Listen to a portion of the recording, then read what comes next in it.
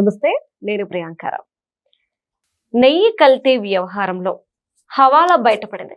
ఇప్పుడు ఈ హవాలా ఎలా చేశారు, ఎక్కడి నుండి ఎక్కడికి మారింది, ఇలాంటి క్వశ్చన్స్ అన్ని రేజ్ అవుతూ అసలు ఈ కింగ్ పిన్ ఎవరు అనే క్వశ్చన్ కూడా ఇప్పుడు రేజ్ అవుతుంది. అంటే ఎప్పటి నుండో ఎవరు లబ్ధిదారుడు, అంతిమ లబ్ధిదారుడు అని అడుగుతూనే ఉన్నప్పటికీ కూడా హవాలా కూడా చేశారు అంటే ఖచ్చితంగా స్ట్రాంగ్ పర్సన్ దీని వెనక ఉండుంటారు అన్న ఒక గట్టి నమ్మకానికి ఇప్పుడు ప్రజలు వచ్చేసారు.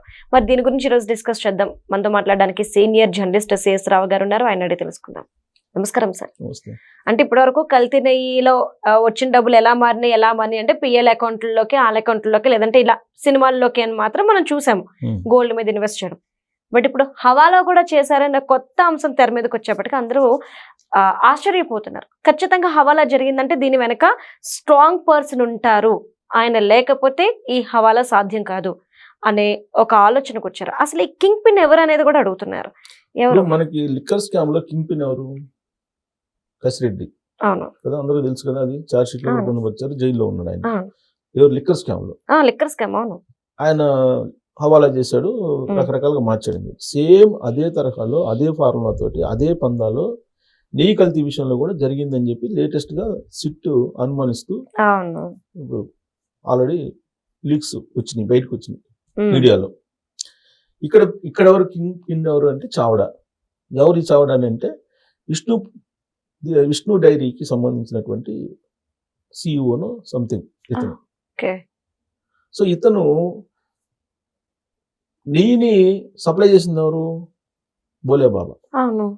ఈ బోలేబాబా దగ్గర నుంచి ఏఆర్ డైరీకి, విష్ణు డైరీకి వచ్చినాయి కదా. సో వచ్చినప్పుడు ఇన్వాయిస్లు రైట్ చేసింది ఇవన్నీ కూడా విష్ణు డైరీకి సంబంధించి. విష్ణు డైరీ సప్లై చేసింది ఎవరికి? తిరుమల తిరుపతి దేవస్థానానికి. ఇన్వాయిస్లు ఒక కంపెనీ రిలీజ్ చేస్తే డబ్బులు బోలేబాబా సంబంధించినటువంటి డబ్బులు రకరకాల అకౌంట్స్లో పడ్డాయి. రకరకాల అకౌంట్స్లో ఎవరికో అకౌంట్లు వేస్తారు, ఆ అకౌంట్ నుంచి డబ్బులు ఎవరికో వెళ్తాయి, ఆ డబ్బులు చావడాకి వస్తాయి, చావడా నుంచి ఇంకొకరికి వెళ్తాయి. ఎక్కడికి వెళ్తాయి? ఈ విదేశాలకు వెళ్తాయి, విదేశాల నుంచి మళ్ళీ ఇంకొక అకౌంట్కి వస్తాయి, ఆ అకౌంట్ నుంచి ఇంకొకరికి వెళ్తాయి. ఇట్లా రకరకాలుగా తిప్పారు. 250 కోట్ల రూపాయలు విలువైనటువంటి 60 లక్షల కేజీలకు సంబంధించినటువంటి ఆయిల్, దాన్ని నెయ్యి అనగానే ఆయిల్, పామ్ ఆయిల్, దాన్ని నెయ్యి అని చెప్పి భ్రమింపజేశారు. 2022 నుంచి భ్రమింపజేసి 250 కోట్ల రూపాయలు విలువైనటువంటి కుంభకోణానికి పాల్పడ్డారు. మహా అపచారం చేశారు. తిరుమల వెంకన్న సమక్షంలో ఇదంతా జరిగింది. హవాలా జరిగింది. హవాలా అంటే వేరే దేశానికి పంపించి వేరే దేశం నుంచి ఇక్కడ తీసుకొచ్చుకోవడం కదా. ఇట్లా ఎవరెవరికి ఎంత వెళ్ళింది అనేది ఇప్పుడు ఇన్వెస్టిగేషన్ ఎక్కడ దాకా వచ్చిందంటే, తిరుపతికి సంబంధించినటువంటి చావడా అకౌంట్, తిరుపతిలో విష్ణు డైరీకి సంబంధించి చావడా అకౌంట్లో డబ్బులు పడ్డాయి. అక్కడి నుంచి ఎవరికి పోయినాయి అనేది తెలుసుట్లా సిబిఐ వాళ్ళు. విచిత్రం. తిరుపతి దాకా వచ్చినాయి డబ్బులు, దేశాలన్నీ తిరిగి, అన్ని రాష్ట్రాలు దేశాలన్నీ తిరిగి తిరుపతి దాకా వచ్చినాయి. తిరుపతి నుంచి ఎవరికి చేరినాయి ఆ డబ్బులు, అది బయటపట్ల. అంటే దాని అర్థమైంది, సూత్రధారులు కదిలించట్లా ఎవరు, ఓన్లీ పాత్రధారులతోటి గేమ్ ఆడుతున్నారు. సిబిఐ సిట్టు ఎంత పవర్ఫుల్ ఉండాలి. తిరుచానూరుకు సంబంధించినటువంటి ఒక వాచ్మెన్ ఈ కల్తీ నెయ్యికి సంబంధించినటువంటి ట్యాంకర్స్ ని పంపించాడని చెప్పి అతను సస్పెండ్ చేశారు. వాచ్మెన్ ఇంత పెద్ద కుంభకోణంలో, ఇంత పెద్ద ఇష్యూలో, ప్రపంచవ్యాప్తంగా చర్చించుకుంటున్నటువంటి ఈ ఇష్యూలో ఒక వాచ్మెన్ సస్పెండ్ చేశారు. నవ్వరా ఎవరన్నా? ఇంత పెద్ద ఇష్యూలో తిరుచానూరు వాచ్మెన్ అతను కల్తీ నెయ్యి ట్యాంకర్లని పంపించాడు. అతనికి ఏ సంబంధం? వాచ్మెన్ సార్, వాచ్మెన్ వదిలేడు అంటే యజమాని చెప్తానే కదా సార్. అంతే కదా. అతని రోల్ ఎంత? అతను సస్పెండ్ చేశారు. ఎవరినైనా సస్పెండ్ చేశారా ఈ కేసులో? రిటైర్ అయినట్టు ధర్మారెడ్డి ఏమైపోయాడో తెలియదు. వైవి సుబ్బారెడ్డి గారు నాకు తెలియదు అంటే కనీసం ఆయన ఇప్పుడు పయ్యోళ్ళు చెప్పారు నేను చేశానని చెప్పేసి విచారణలోనేమో చెప్పారు. ఎవరు? ధర్మారెడ్డి గారు చెప్పారని చెప్పి వస్తుంది. ఈ క్వాలిటీ కంట్రోల్కి సంబంధించినటువంటి ఆ కమిటీలో ప్రత్యేక ఆహ్వానితుడిగా ఉన్నటువంటి కరుణాకర్ రెడ్డి గారిని మేము అసలు విచారించట్లేదు. అసలు కనీసం వాళ్ళు ఉన్నారు అనేది కూడా వాళ్ళు సిబిఐ వాళ్ళు టచ్ చేయలేనటువంటి పరిస్థితిలో ఉన్నారు. లాస్ట్ వాచ్మెన్ దొరికాడు. అంటే ఎవరో ఒకరిని అరెస్ట్ చేయాలి కాబట్టి చేస్తున్నారా? వాళ్ళు ఎవరైనా పర్లేదు, అరెస్ట్ సస్పెండ్ చేశారు అతన్ని. అదే సస్పెండ్ ఏదైనా కానీ యాక్షన్ తీసుకుంటున్నారు కదా. ఎవరిని అరెస్ట్ చేశారు? ఆడ బోలేబాబాకు సంబంధించి జైలు ఇద్దరు ఉన్నారు, బోలేబాబా డైరీకి సంబంధించి వాళ్ళిద్దరిని అరెస్ట్ చేశారు. ఆ తర్వాత ఆ ట్యాంకర్లు సరఫరా చేసినటువంటి వాళ్ళని ఇద్దరిని చేశారు. ముగ్గురేమో అప్రూవర్స్గా మారారు. అప్రూవర్గా మారారు కాబట్టి వాళ్ళ మీద పెద్ద కేసులు సీరియస్గా ఉండవు. ఎందుకు సైంటిస్టు ఎన్డీఆర్ఐ సైంటిస్టు అప్రూవర్గా మారిపోయాడు, ప్రధానమైనటువంటి సైంటిస్టు. ఆయనే మొత్తం అప్రూవర్గా మారిపోయాడు. మొత్తం సంబంధించినటువంటి కెమికల్స్ ఏమేమి కలిపారు ఏంటి ఇవన్నీ క్లియర్గా ఎక్స్ప్లెయిన్ చేసినటువంటి ఆయన కోర్టులో. అది కూడా ఆయన పేరు సురేంద్రనాథ్ ఏదో ఉంది, ఆయన మొత్తం చెప్పేశాడు. బోలేబాబా డైరీలో ఉద్యోగం ఒక అతను, ఆయన కూడా శైలేష్ పేరు ఉంది అతని పేరు. అతను అప్రూవర్గా మారాడు. అతను ఏం చెప్తున్నాడు, బోలేబాబా డైరీలో ఎలా ఏ కెమికల్స్ ఎక్కడెక్కడి నుంచి మేము తీసుకొచ్చామని చెప్పి అతను చెప్పాడు. తర్వాత ఇంకొక అతను అప్రూవ్గా మారాడు. ట్యాంకర్లో సప్లై చేసిన అతను కూడా అప్రూవ్గా మారాడు. మొత్తం ముగ్గురు అప్రూవ్గా మారారు. కాబట్టి వాళ్ళేమో అరెస్ట్ చేయలేదు. అరెస్ట్ చేసింది ఎవరినంటే ఆ జైన్లు ఇద్దరిని అరెస్ట్ చేశారు, జైన్స్. అలాగే ఢిల్లీలో ఒక అతన్ని సుగంధ ద్రవ్యాలని సప్లై చేసిన అతన్ని, ఒక అతన్ని బాలాజీ ఏదో పేరు అతనికి, అతన్ని అరెస్ట్ చేశారు. ముగ్గురిని అరెస్ట్ చేశారు, ముగ్గురు అరెస్ట్ చేశారు. అసలైనటువంటి వాళ్ళని, దీనికి సూత్రధారులు ఎవరు, దీనికి నడిపింది ఎవరు అనే దాని మీద ఇంతవరకు సిబిఐ వాళ్ళు క్లియర్గా షార్ట్ షీట్లో పొందుపరచలేదు. కల్తీ చేశారు, కల్తీ జరిగింది, అసలు నెయ్యే లేకుండా భ్రమింప చేశారు, పామాయిల్ చూపించి ఇదే నెయ్యి అని చెప్పేసి నమ్మించారని చెప్పి చెబుతుంది సిబిఐ.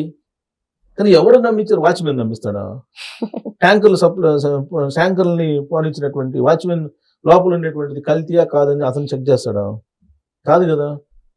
అతన్ని సస్పెండ్ చేశారు. ఇప్పుడు అసలు హవాలా జరిగింది, హవాలా అంటే పెద్దది కదా, ఇప్పుడు ఈడీ ఎంటర్ కావాలిగా. యాక్చువల్గా హవాలా జరిగిందని చెప్పి సిబిఐ చెప్తుంది. హవాలా జరిగింది అనగానే ఇమీడియట్గా ఈడీ రావాలిగా. ఈడీ వచ్చేసి ఇప్పుడు విచారణ స్టార్ట్ చేయాలి మళ్ళీ. ఇప్పుడు ఆల్రెడీ ఇంతకుముందు లిక్కర్ స్కామ్కి సంబంధించినటువంటి దాంట్లో కూడా హవాలా జరిగిందని ఈడీ ఎంటర్ అయింది. ఈడీ ఎంటర్ అయింది, అట్లీస్ట్ కసిరెడ్డి లేకపోతే ఇంకొకరు 10 మందిని అరెస్ట్ చేశారు, బెయిల్ మీద వచ్చారు. అక్కడ కూడా అసలైనటువంటి సూత్రధారుని టచ్ చేయలేదు.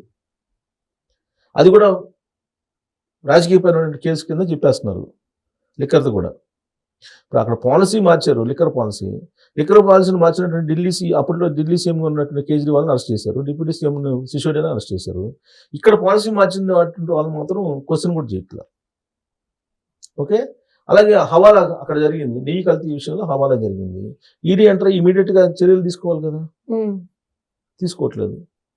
అసలు తిరుపతి దాకా వచ్చిన డబ్బులు అకౌంట్స్ అవి ఎక్కడ, ఆ తిరుపతి దాకా వచ్చిన డబ్బులు అదైతే కనుక్కున్నారుగా.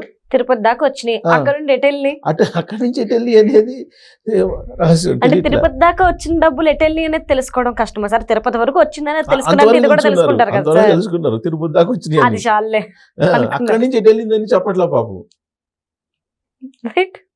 అది పరిస్థితి. ఇది నెయ్యి కల్తీ విషయంలో జరిగింది ఏంది అనేది అసలు ఎందుకు చెప్పలేకపోతున్నారు, ఆ ఇన్వెస్టిగేషన్ సంస్థలు ఏం చేస్తున్నాయో అనేది ఇప్పుడు నేషనల్ మీడియా కూడా అది చెప్తుంది. సిబిఐ వాళ్ళు అసలు టచ్ చేయట్లేదు, ఎందుకు టచ్ చేయట్లేదు అని అడుగుతుంది నేషనల్ మీడియా కూడా. హవాలా తిరుపతి దాకా వచ్చిన డబ్బులు తిరుపతి నుంచి ఎక్కడ పోయి కనుక్కోలేరా? కనుక్కోవాలి కదా. మరి బంగారం రూపాయలు వచ్చినాయా? అయిపోయింది, అది కూడా చెప్పేశారు కదా. రూపాయలు వచ్చినాయా? లేదంటే ముంబై నుంచి వచ్చినాయా, మహారాష్ట్ర నుంచి పంపించారా? చెప్పాలి కదా. సూట్ కేసులు, లేదంటే కంటైనర్ లో డబ్బులు వెళ్ళిపోయినాయా? కంటైనర్ లో వెళ్ళిన డబ్బులు అయ్యా అసలే లాస్ట్ టైం 2 కనిపించట్లేదు, కంటైనర్ కనిపించట్లేదు, ఎస్కేప్ అయింది. అసలు ఆ కేసు ఏమైపోయింది? ఇట్లా అటకెక్కేస్తున్నాయి సార్. మహారాష్ట్ర, కర్ణాటక, అలాగే గోవాకు సంబంధించి 3 రాష్ట్రాలకు సంబంధించినటువంటి పోలీసులు మిస్ అయినటువంటి 2 కంటైనర్లు కనుక్కోలేకపోతున్నారు ఇప్పటి వరకు. ఓన్లీ మిస్ అయిన న్యూస్ మనం విన్నాం కదా. ఆ మిస్ అయిందని ఏం చేశారు కూడా మనకు తెలియట్లేదు. ఇప్పుడు వరకు తెలియదు. ఇప్పుడు దాదాపు 2 వారాలు అయింది. కంటైనర్లు 2 మిస్ అయితే, డబుల్ కంటైనర్లు కనుక్కోలేకపోతున్నారు. మామూలు భాషలో చెప్పాలంటే జనాలకి కాలీఫ్లవర్లు పెడుతున్నారు చెవిలో. అదే చెప్పింది. అసలు ఎంత దారుణం అంటే, అసలు లిక్కర్ స్కామ్ లో వచ్చిన హవాలా డబ్బులు, బంగారం ఇవన్నీ ఎవరికి పోయినాయో చెప్పట్లా, అంతిమ లబ్ధిదారు ఎవరనే చెప్పట్లా. నీ విషయంలో తిరుపతి దాకా డబ్బులు వచ్చినాయి అని చెప్తున్నారు, తిరుపతి నుంచి ఎక్కడ పోయినాయి చెప్పట్లా. అక్కడ 2 కంటైనర్లు మిస్ అయిపోయినాయి అని చెప్పి 2 వారాల క్రితం చెప్పారు 3 రాష్ట్రాల పోలీసులు. ఒకరికొకరు లెటర్ రాసుకున్నారు. ఇప్పటి వరకు ఆ 2 కంటైనర్లు అసలు ఎక్కడ పోయినాయి కూడా చెప్పట్లా. అసలు అడ్రస్ కూడా లేవు, గల్లంత అయిపోయినాయి. అసలు ఇంతవరకు మళ్ళీ ఆ ప్రస్తావన 3 రాష్ట్రాల పోలీసులు మాట్లాడట్లా. దండం పెట్టాలి వ్యవస్థలకి. Right, thank you so much.